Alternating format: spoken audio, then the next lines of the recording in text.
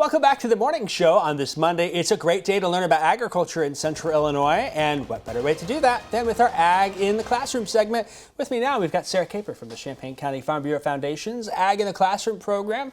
Sarah, you are one of many across the state. Tell us a little bit about the role of Ag in the Classroom. Yeah, Ag in the Classroom is all over the state. We work with the state level at Illinois Ag in the Classroom to provide lessons for our schools and our counties. And we also are funded with a grant from the IAA every year for our supplies and other things that we need. And we've been really lucky that we've also pulled it on TV, and we've been enjoying lots of great lessons. It has been so fun. The bar gets higher and higher each time, and I love what we're seeing here with this one. Always fun. So I know it's Thanksgiving. We're probably not thinking about planting anything, but I think this is a really good lesson for, again, Thanksgiving vacation or something to do with kids while you're at home together. And it's a great lesson. I just did this with Mr. Kane's class. I want to give him a shout out from Edison with all of his classes, and we had so much fun talking about plant-soil interactions. So for kids, they don't always understand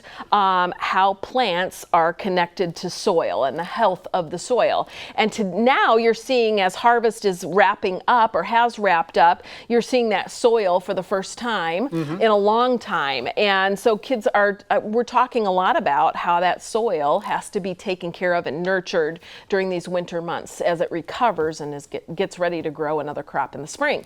So I have a lesson here that starts with a seed. Now, you may have seen this or have done this before. This is also a lesson that we have that you'll be able to find through the WCIA website, and they'll connect you with us.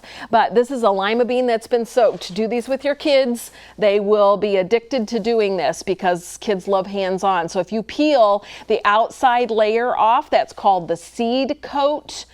And I even have a little mat here that you can set the seed coat on. It's a little translucent coat that wraps around the two parts of the seed. Now all the kids say, oh, but my seed broke in half.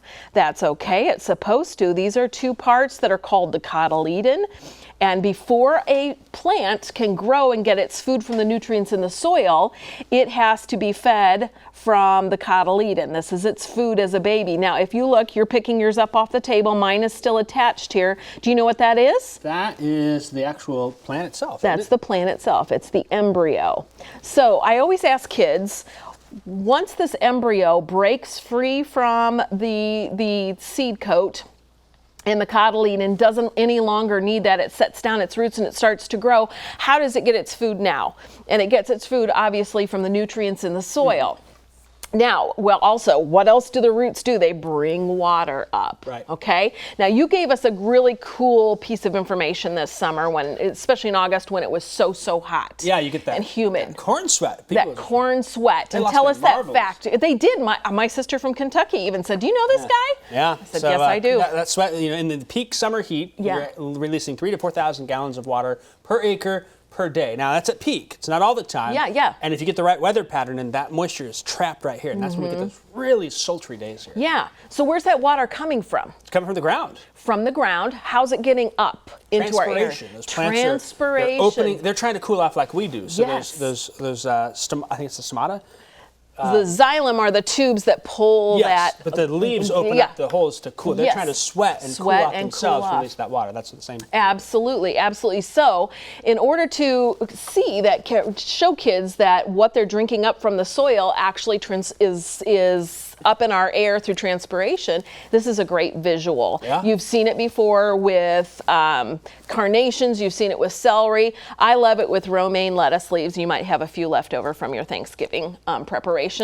So what I tell kids and teachers is break off a little bit of the bottom of that, and you can see the xylem, the little tiny tubes or straws. You may not be able to see it up close here, but you can look and see where those are there, and those will actually suck up that water. And you can see these two I've had soaking all night in a different color, just in one night. So that's your visual for how this works, that the groundwater is actually pulled up through those leaves and transpires into the air or atmosphere. Yeah, some real green lettuce tomorrow. Some real green lettuce. Turn my brown lettuce green this way. Yes, you can see the you can see some of the vascular system as well as it pulls that out. That's so great book to go with that. The Soil in Jackie's Garden, a wonderful book about soil health and how our fruits and vegetables thrive based on the soil health. I love that. Thank you so Yeah. much for being here today. Yeah. Another great lesson. This is fun. You got to do this with the kids at home, right? Yeah, They're gonna love easy. it. I love it. So